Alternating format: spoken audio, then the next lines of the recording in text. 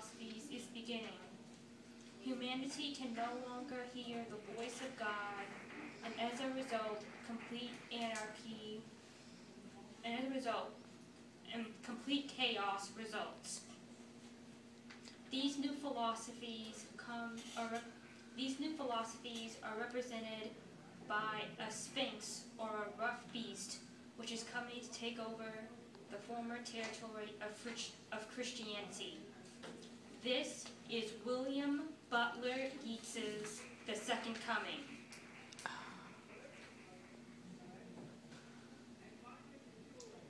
Turning and turning in the widening gyre, the falcon cannot hear the falconer. Things fall apart. The center cannot hold. Mere anarchy is loosed upon the world. The blood-dimmed tide is unleashed, and everywhere the ceremony of innocence is drowned. The best lack all conviction, while the worst are filled with passionate intensity.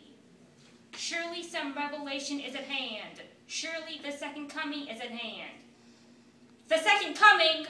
Hardly are those words out, then a vast image out of Spiritus Mundi troubles my sight.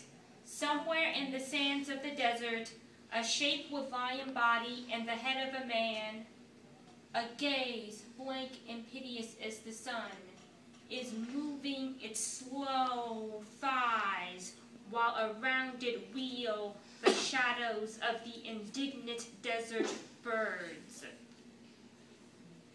The darkness drops again, but now I know that 20 centuries of stony sleep were vexed to nightmare by a rocking cradle, and what rough beast, its hour come round at last, is slouching toward Bethlehem to be born.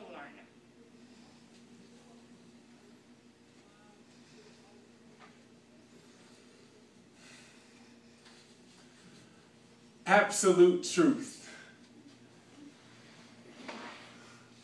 began to cease.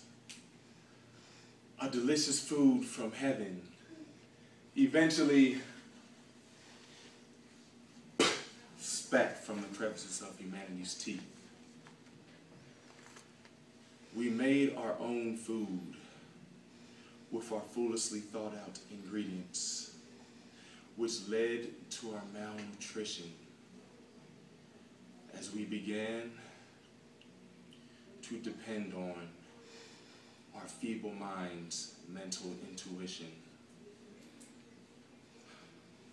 According to William Butler Yeats, humanity will be surprised by a rough beast.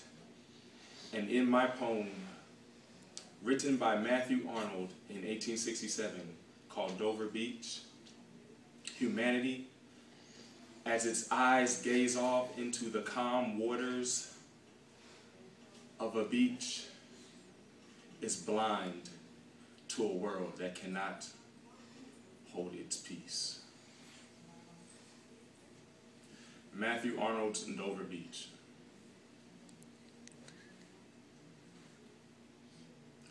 The sea is calm tonight. The tide is full, the moon lies fair. Upon the straits, on the French coast, the light gleams and is gone. The cliffs of England stand glimmering and vast. Come to the window. Sweet is the night air. Only from the long line of spray where the sea meets the moon-blanched land.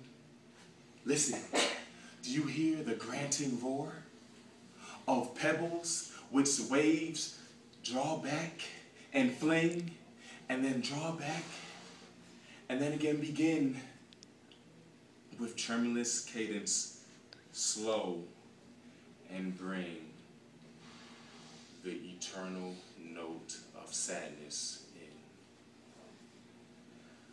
Sophocles heard this long ago on the Aegean Sea, and into its mind brought the turbid and ebbed flow of human misery.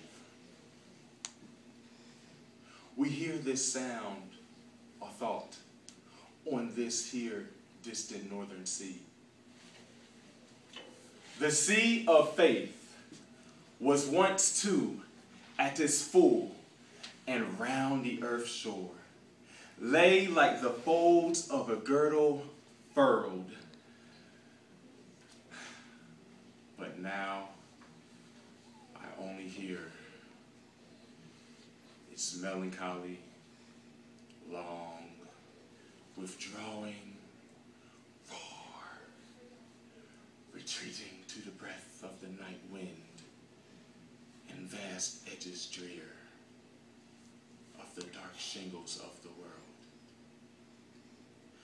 Ah, my love, let us be true to one another, for the land which seems to lie before us as a land of dreams, so various, so beautiful, so new, has really neither love, nor joy, nor light, nor certitude, nor peace, nor help for pain. And we are here as on a darkling plain,